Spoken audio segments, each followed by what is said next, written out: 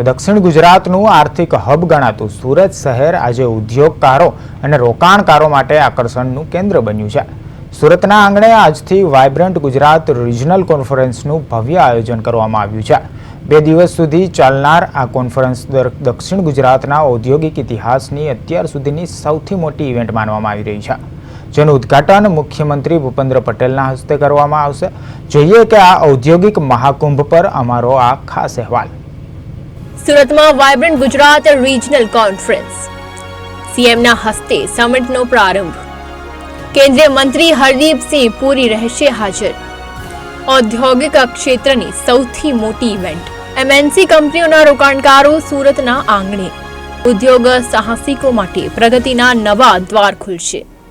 સુરત આજે ઔદ્યોગિક તેજીનું નવું સરનામું બની રહ્યું છે। મુખ્યમંત્રી ભૂપેન્દ્ર પટેલ આજથી સુરતમાં 2 દિવસીય વાઇબ્રન્ટ ગુજરાત રિજનલ કોન્ફરન્સનો પ્રારંભ કરાવશે। આ મેગા ઇવેન્ટમાં કેન્દ્રીય પેટ્રોલિયમ મંત્રી હરદીપસિંહ પુરી પણ ખાસ ઉપસ્થિત રહીને ઉદ્યોગકારોને પ્રોત્સાહન કરશે। આ કોન્ફરન્સમાં દક્ષિણ ગુજરાતના નાના મોટા ઉદ્યોગકારો સહિત અનેક મલ્ટીનેશનલ કંપનીઓના રોકાણકારો એક મંચ પર એકઠા થઈ રહ્યા છે। ઓરો યુનિવર્સિટીમાં વાઇબ્રન્ટ ગુજરાત રિજનલ કોન્ફરન્સના 3જા સંસ્કરણનો ભવ્ય પ્રારંભ થયો છે। આ પ્રસંગે ભારત સરકારના પેટ્રોલિયમ મંત્રી હરદીપસિંહ પુરી અને જલ શક્તિ મંત્રી CR પાટીલ વિશેષ ઉપસ્થિત રહ્યા છે। આ સંમેલન દક્ષિણ ગુજરાતના ઉદ્યોગો માટે રોકાણની નવી દિશાઓ ખોલશે। ખાસ કરીને ટેક્સટાઇલ, ડાયમંડ અને ફાર્મા ક્ષેત્રે સુરતની તાકાતને વૈશ્વિક મંચ પર રજૂ કરવામાં આવી રહી છે। કેન્દ્રીય મંત્રીઓની હાજરી સૂચવે છે કે કેન્દ્ર અને રાજ્ય સરકાર સુરતને વૈશ્વિક નકશા પર ચમકાવવા માટે કટિબદ્ધ છે।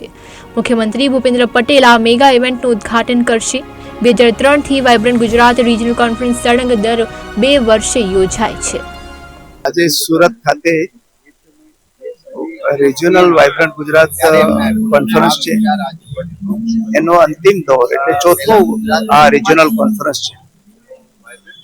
આપણા યશસ્વી પ્રધાનમંત્રી નરેન્દ્રભાઈ જ્યારે ગુજરાતના મુખ્યમંત્રી બન્યા 2002 એ પછી 2003થી કન્ટિન્યુઅસ આ દર 2 વર્ષે આ રિજનલ કોન્ફરન્સ યોજાતી રહી છે અને આખા દેશ અને દુનિયાના જે પણ ઇન્વેસ્ટરો છે, ટેકનોક્રેટ્સ છે અને બધા સ્ટેક હોલ્ડર છે, ભેગા થઈ અને ગુજરાતની અંદર ઔદ્યોગિક વિકાસની સાથે રાજ્યનો સસ્ટેનેબલ ગ્રોથ થાય એ માટેનું પ્લાનિંગ અને અહીંયા એના માટેની મીટ મહાકુંભ કહેવાય એવો આ મહાકુંભ યોજાતો રહ્યું છે। કારણે ગુજરાતની અંદર ખૂબ મોટે પાયે મૂડીરોકાણ પણ આવ્યું અને ગુજરાત છે દેશનું મૂડીરોકાણ કરનારું આપણો ડોમેસ્ટિક મૂડીરોકાણ અને વિદેશી મૂડીરોકાણ બંનેમાં આપણે અગ્રીમ રાજ્ય તરીકે ઉભરી આવ્યું છે। આ કોન્ફરન્સ સુરતના પરંપરાગત ટેક્સટાઇલ અને ડાયમંડ ઉદ્યોગની સાથે કેમિકલ અને ફાર્મા સેક્ટર માટે પણ રોકાણની નવી દિશાઓ ખોલશે। નિષ્ણાતોના મતે આ ઇવેન્ટ દક્ષિણ ગુજરાતના